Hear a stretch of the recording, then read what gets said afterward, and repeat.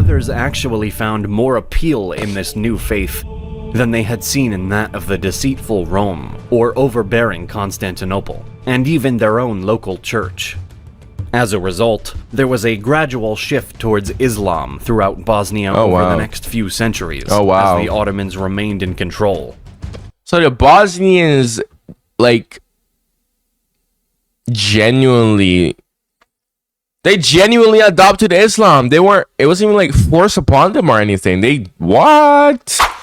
All right, suggestion by one of my loyal viewers.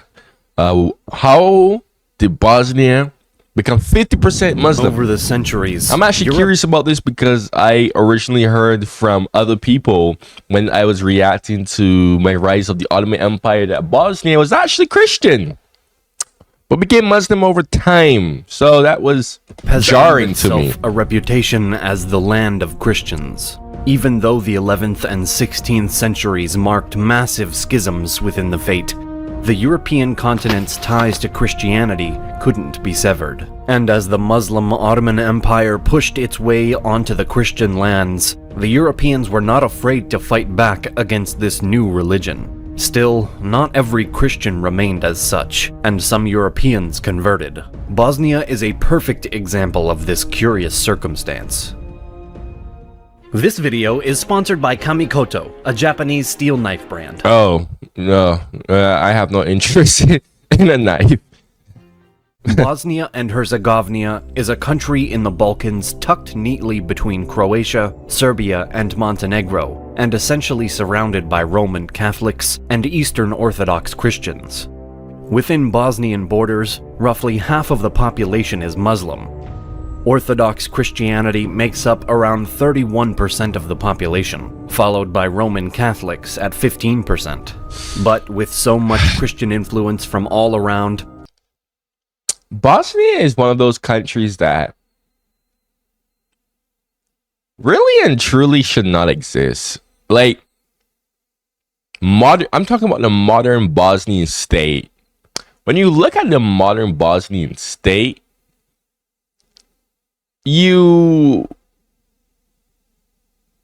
like one of those cursed timelines that happen, basically.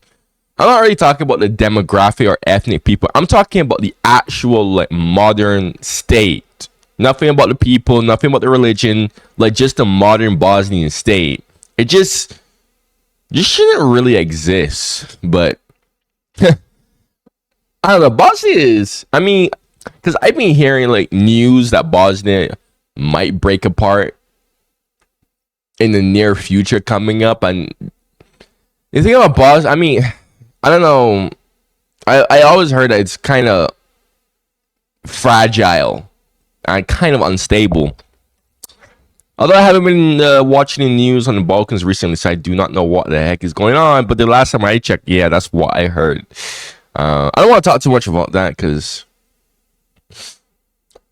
I don't want YouTube to think my video is bad. And then demonetize me, which they've done for like the past 2 videos. Annoyingly enough, let's continue. Why does Bosnia still have so many Muslims? The Islamization of Bosnia can actually be traced back to before the first entry of the Ottoman Empire. Although Islam was yet to be introduced to the area, Bosnia was not quite as Christian as any of its neighbors had been, and this made it much more open to welcoming a new faith.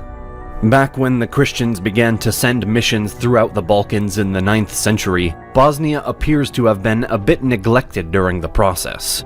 At first, the See of Rome and the See of Constantinople tried to divide the Balkans between each side's sphere of influence, but once the Great Schism occurred in 1054, the presence of Catholicism and Orthodoxy became more clear-cut and split, with the Catholics dominating Croatia, and the Orthodox doing the same in Serbia.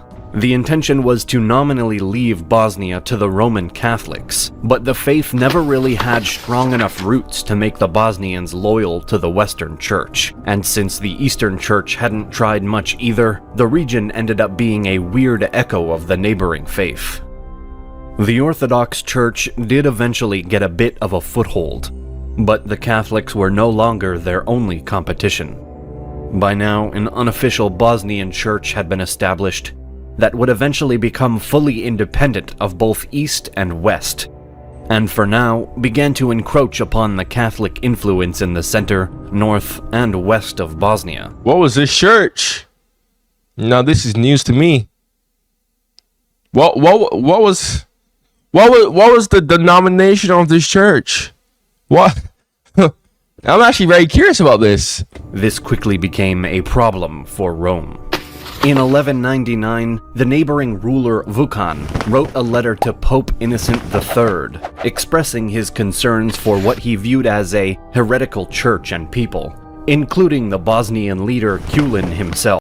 The ruler over the next couple of years, as multiple authoritarian figures, including the King of Hungary himself, joined the wave of critics. Kulin soon tried to quell the brewing tensions by reaffirming his loyalty to the Catholic faith and practice, but not much was done back in the Bosnian Church to prove that.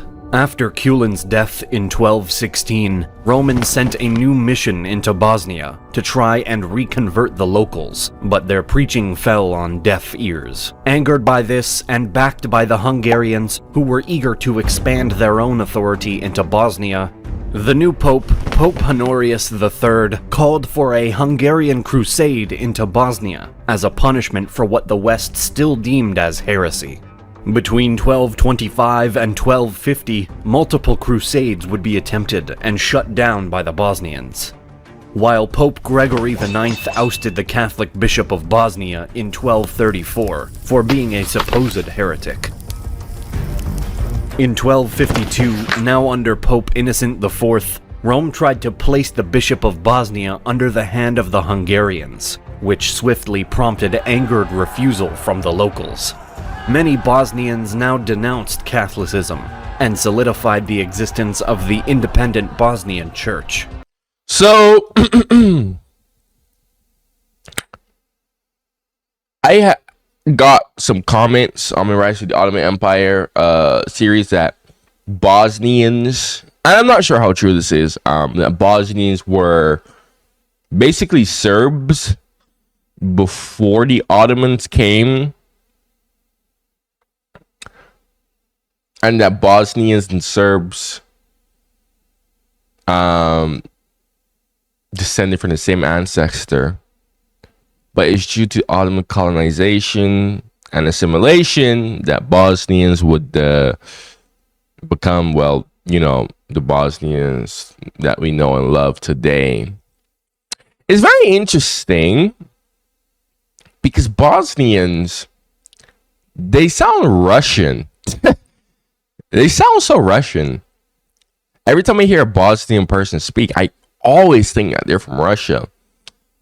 But they don't sound Serbian at all. Like, Russia is so much further away from Bosnia, but they sound so much more Russian. Because I know what a Serbian accent sounds like. Like, I've heard Serbian people speak. Like, I've heard enough Serbian people speak. Like, trust me, a Bosnian person sounds absolutely nothing like a Serbian person.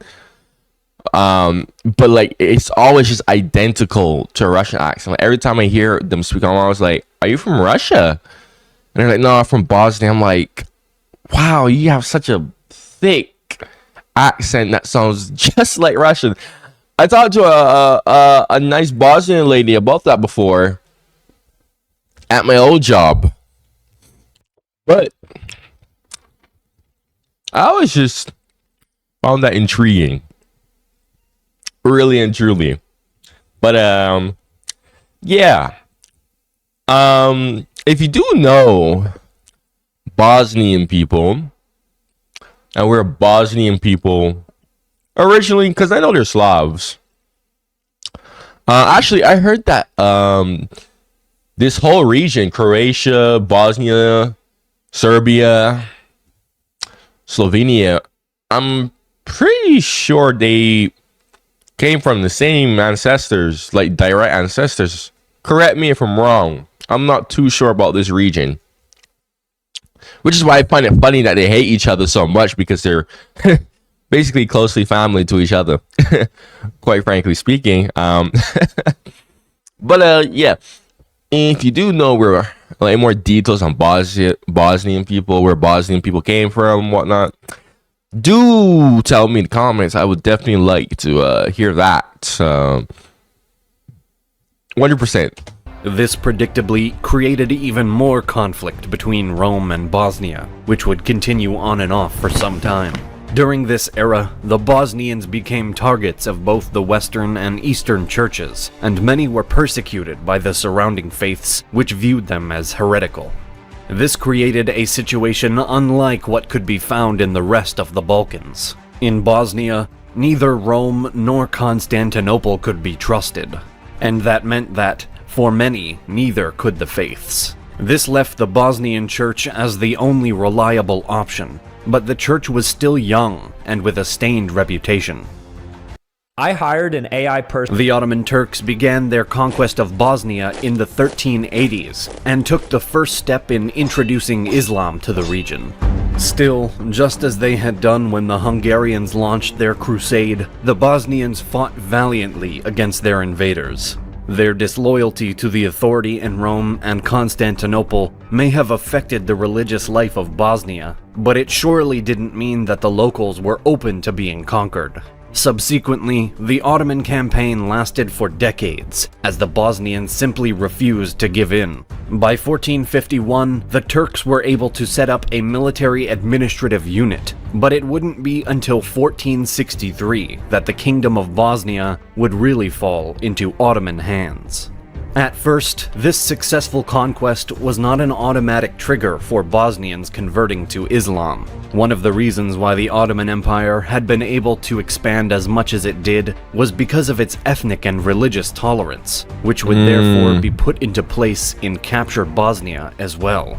There was not a mass conversion executed by force or anything of the like, but nonetheless... Very interesting, wow. Even though the Ottoman Empire, by definition, also does fit the definition of a colonial empire as well. The early Ottoman Empire really freaking hell. Am I in the frame? Hold on a second. Does fit the definition of a colonial empire, but what I did notice reacting to the Rise of the Ottoman Empire series, which, fun fact, I might try to do the Netflix Rise of the Ottoman series reaction. I don't know yet if I want to step into that realm of content because copyright is annoying, very annoying. Although, like, I really want to try it one day. Oh, but I'm worried that would get my channel deleted, quite frankly speaking. But going back to the Ottoman Empire colonialism, yeah, the Ottomans were kind of tame. Now, look, don't get me wrong. Yes, I know what happened to the Armenians and the Kurds and the whole Janissaries being slaves. I actually talked about that too, how it's hypocritical how I see like Turkey people try to bash me in my comments sometimes because I'm an anglicized person, but it's like so kidnap European slaves that were turned into soldiers are okay, but how dare someone be anglicized? Like what? What? That's crazy, man. But still though, compared to a lot of other empires in general, not even just like European empires, I was surprised by their religious tolerance. Very surprised. There would quickly be incentives established for those Bosnians who wished to do so. As was typical in Ottoman vassal states, Christians were allowed to remain Christian, but they faced restrictions and risks that Muslims did not. There were some extreme examples, such as with the Janissaries, but in general, these instances could be found in policies relating to taxation and privileges that typically demoted Christians to second-class citizens. Trading rights, the ability to participate in politics, and other freedoms were stripped from non-Muslims under Ottoman rule. Aha! And now it finally shows itself. Oh, I swear, there's always a catch with these Islamic empires. Like, there's always a catch. Like, on a surface level, they seem so great, but then, oh my gosh, it shows itself. I'm not even surprised. I am not even surprised. Of course, the Ottomans, just your average colonial empire, baby. Although, if you compare this to like the British Empire, for instance, it was more like, it was kind of like race. Actually, fun fact, right? Did you know, before World War One,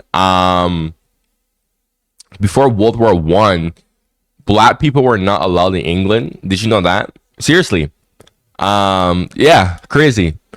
It was not until World War One came, the British Empire needed more manpower that they were like, okay, let's go to our colonies for that. And the first place they went to was the Caribbean, and that's when they allowed black people in England. And when I mean England, I mean like England, like not the whole country of the UK. I mean like England. Like, black people were not allowed in England. So that's insane, right? I know this because I was watching a documentary on World War One, specifically the Caribbean, the British West Indies in World War One against the Ottoman Empire, because that's where most of the British West Indies would fight against the Ottoman Empire. And yeah, they were like, the old veterans were like, oh yeah, black people were not allowed. They were banned from going into England at the time. So again, I'm bringing this up because there's always a catch with any empire, really, and truly. Like, always. There's always, right? I mean, typically with Islamic empires, it's typically around like religion. However, with European empires, it's more so around race, right? Now, if you think I'm wrong, you can enlighten me. Maybe I'm missing something, but usually that's what I've noticed from learning about all these empires and whatnot, right? But it's funny to me how I get people who comment on my videos like I do not know what the British Empire did, or the bad things that the British Empire did, right? And it's just extremely comical to read, because it's like, bro, I know the good, the bad, and the ugly. Duh. Like, who do you think I am? Bro, like, seriously. Literally yesterday, I was watching a video. I'm gonna start reading books on this too, about slavery in the British West Indies and how absolutely barbaric and brutal it was. And it was bad. It was quite dark. I don't think the Ottomans really got that low. I think the lowest the Ottoman Empire really got was maybe what they did to the Armenians. But maybe I'm missing something, but I don't really think the Ottomans were. If the Ottomans didn't do what they did to Armenia, yeah, I don't know. It's such an interesting topic to talk about, really and truly, and I could talk about it for a long time, but I don't want to make this video go on for long, so. Which worked well to incentivize their subjects to convert. When we start, Tactic was successful to an even higher degree in Bosnia as well, likely due to the pre-existing circumstances surrounding Bosnian Christians. As the Ottomans continued to consolidate their power in the former kingdom, more and more Bosnians began to stray away from not only the Catholic and Orthodox churches, but even the Bosnian Church. The lack of any strong loyalty to one— Bro, I'm sorry, but this Bosnian Church sounds like a meme. I'm sorry. I watch too much Balkan memes. Bosnian Church. I don't know, man. Brain rot in my head. one specific faith made it a lot easier for the Bosnians to be convinced. While some made the change more for the environmental benefits, others actually found more appeal in this new faith than they had seen in that of the deceitful Rome or overbearing Constantinople, and even their own local church. As a result, there was a gradual shift towards Islam throughout Bosnia over the next few centuries, as the Ottomans remained in control. So the Bosnians, like, genuinely adopted Islam. It wasn't even like forced upon them or anything. What? That's mad. It's estimated that roughly 2/3 of Bosnia were Muslim by the start of the 17th century, and the influence of Islam would remain until the Bosnian uprising in 1831 ousted their Ottoman conquerors. While the exact percentage of Muslims in Bosnia may have shifted after the Turks departed, a peculiar thing happened. No one tried to re-Christianize the Bosnians. Even when the Austro-Hungarians annexed Bosnia in the early 20th century, everyone had more or less given up on the whole mission and conversion ordeal. And when the December Constitution solidified Bosnian freedom of religion, that was essentially the end of that. Bosnia's Muslim population was there to stay. To recap, the reason why Bosnia is seen as a Muslim nation and does in fact have a large Muslim population is mostly due to the Ottoman era, but also connected to the relationship that the nation shared with the Christian East and West. Being labeled— So I was partially correct that them becoming Muslim was a product of Ottoman assimilation and colonization, basically. As heretics by both sides of your faith would be greatly dissuading, and it's not easy to start your own church. The people of Bosnia learned these lessons firsthand throughout history. This left the nation much more open to the concept of considering or even converting to a new religion. And when you add to that the option of gaining back your rights and freedoms as a first-class citizen, it doesn't seem surprising at all that Islam became the leading influence in Ottoman Bosnia. But not the other Balkan countries that you see there.